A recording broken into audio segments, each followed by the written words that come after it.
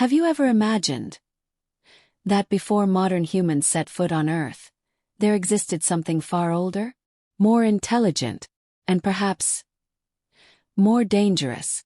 A strange discovery in the African desert uncovers a mystery buried for millions of years.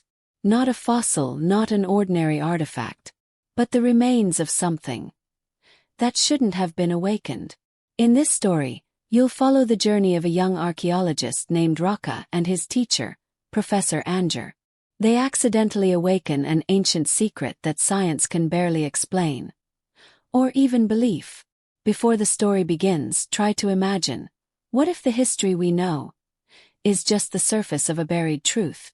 If you love mysteries, ancient conspiracies, and hidden pre-human civilizations, be sure to watch until the end. And tell us in the comments, if you were Rocca, what would you do if you discovered something that couldn't be explained by logic? The Afar Desert in Ethiopia. The hot air pressed down on the earth like an ancient, undying breath. Red sand and black rocks bore silent witness to thousands of years gone by, hidden in a silence unreadable to any eye. But that morning, the silence was shattered by a shout. "Professor, I found it!" Rocca ran out, gasping for breath. His right hand clutched something, covered in dust, hard and unusual. Professor Anger, who was recording the soil temperature, turned his head. His gaze was blank for a moment, then slowly turned to surprise as he saw the object Rocca held out.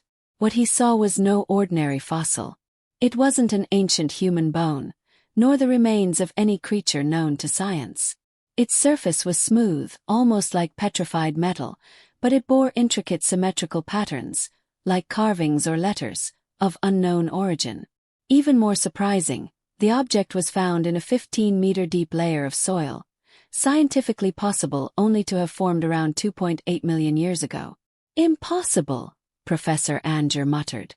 This doesn't fit with archaeological chronology." Rocca looked at the professor skeptically. "Is this man-made?" Anger didn't answer. He simply stared into the distance at the seemingly serene expanse of basalt rock. But a wave of fear began to rise in his heart. Not because it was inexplicable, but because he knew that he had seen that pattern before. In an old journal he had hidden long ago. A note belonging to his father, who had mysteriously disappeared 30 years earlier in almost the same location. That night, in a small tent lit by an oil lamp, Anger opened his old suitcase. From inside, he pulled out a dark brown leather book.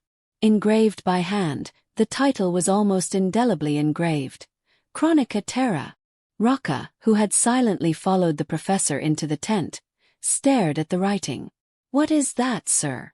Anger closed the suitcase quickly. "Tomorrow morning we'll move locations. We won't talk about this discovery to anyone. Understand?" Rocca fell silent, but he knew that from that moment on, nothing would be the same. Outside, the desert wind blew harder. The air felt heavier, as if something had awakened from its long slumber. That morning, the sun hadn't fully risen when the tents began to be dismantled. Rocca stared at the sky slowly changing color, but his thoughts were still fixated on the old book he'd seen the night before. Chronica Terra. The name kept ringing in his head, like a mantra begging to be opened. They moved to a new location not far from the cliff, about 2 kilometers from the starting point of the excavation. The location was more hidden, more remote. Rocca wondered why the professor was so hurried and anxious.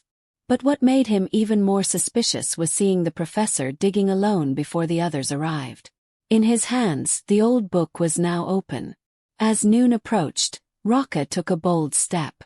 When the professor left the tent to check the geoelectrical equipment, he snuck in and opened the old suitcase. Inside, the leather book was still there. Carefully he opened it.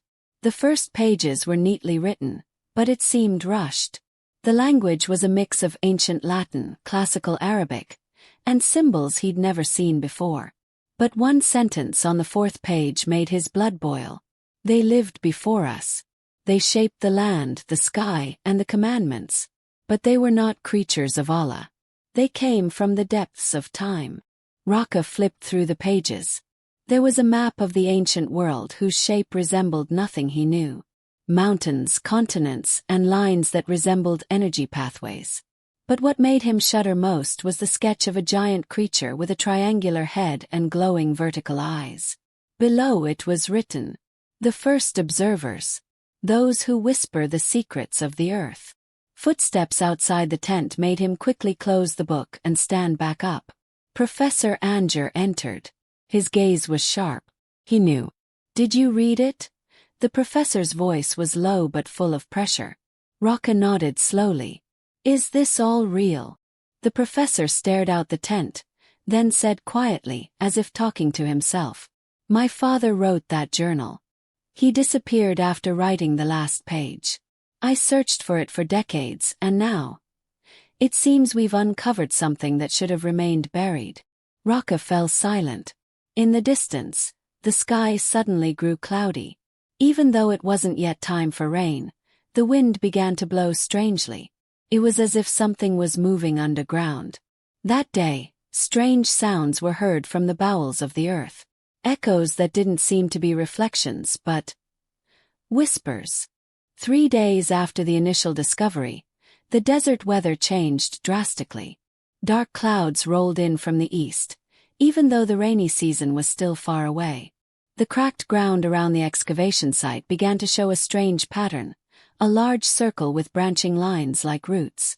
Professor Anger and Rocca dug right into the center of the circle, guided by sketches in an old journal.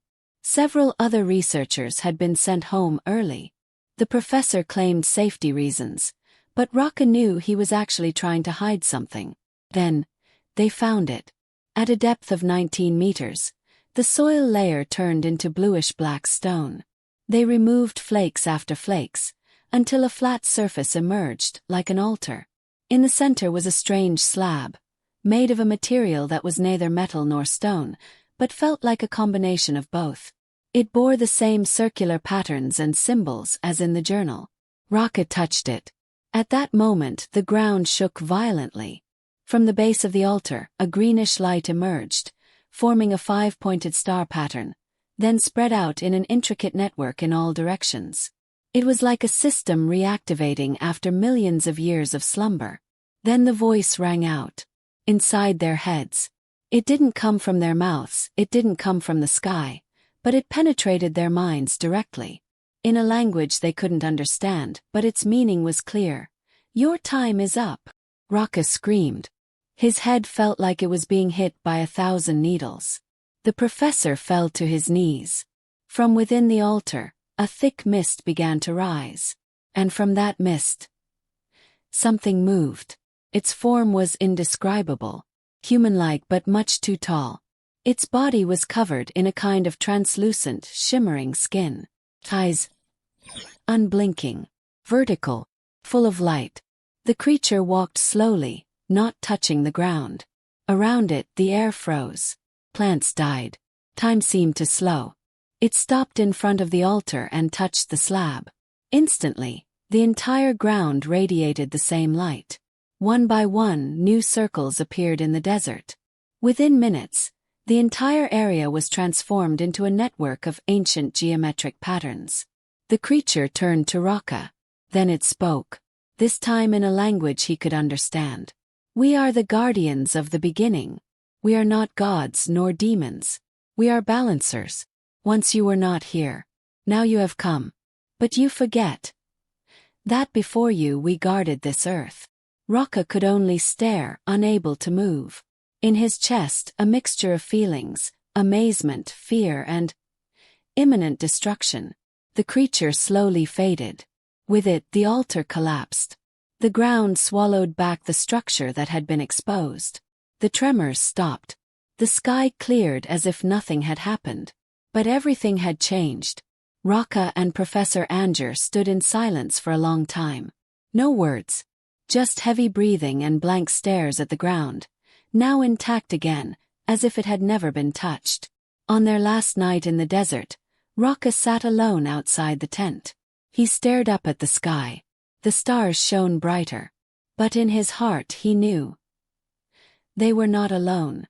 The earth holds secrets, and some of those secrets are best left buried.